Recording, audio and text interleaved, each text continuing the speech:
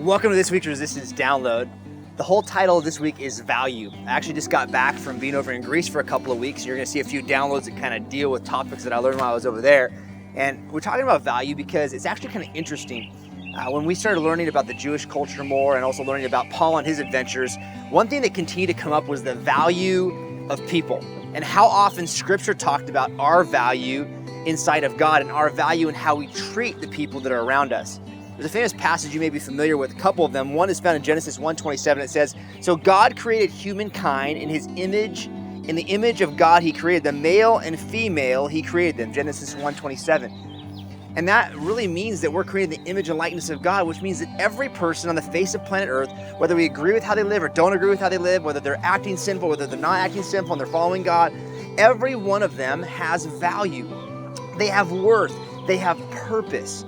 And right now, we're standing actually near my home, and you can see my neighbor's house in the background. And the Bible has this incredible passage about the value of people, even when it comes to our neighbors. So let me read it to you. It says in Luke chapter 10, verse 27, Jesus answered, "You shall love the Lord your God with all of your heart, with all of your soul, and with all of your strength, and with all your mind, and your neighbor as yourself."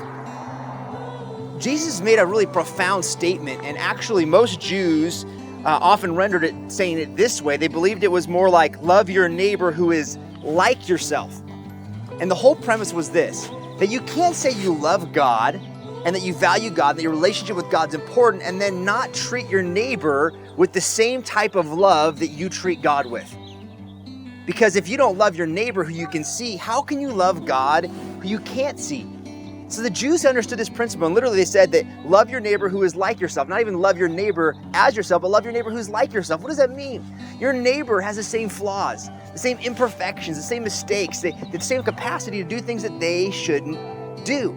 And you're just like them. So if you're just like them, then why in the world would you think that you can treat them any different than God expects to treat you, or that you should be treating your relationship with God? So Jesus really summarizes what we're called to as followers of his, that we're to love him with all of our heart, mind, soul, and strength, but we're also to love people that are created in his image and likeness with that same kind of love, because how else are they ever going to come to know the good news of Jesus? So whether it's my neighbor or your physical neighbor, your coworker, whether it's somebody that you go to school with, whether it's somebody that you've gotten to know through the gym or whatever else, the truth is you and I are called to value people just like God values us. So my challenge to you this week is, how are you going to treat the people around you, especially the people that drive you crazy, the individuals that bother you, rub you the wrong way, that mess with your stuff, that treat you bad? How are you going to value them? Or will you devalue them by not treating them the way that God's called you to? So my challenge to you this week is value the people that God's placed around you.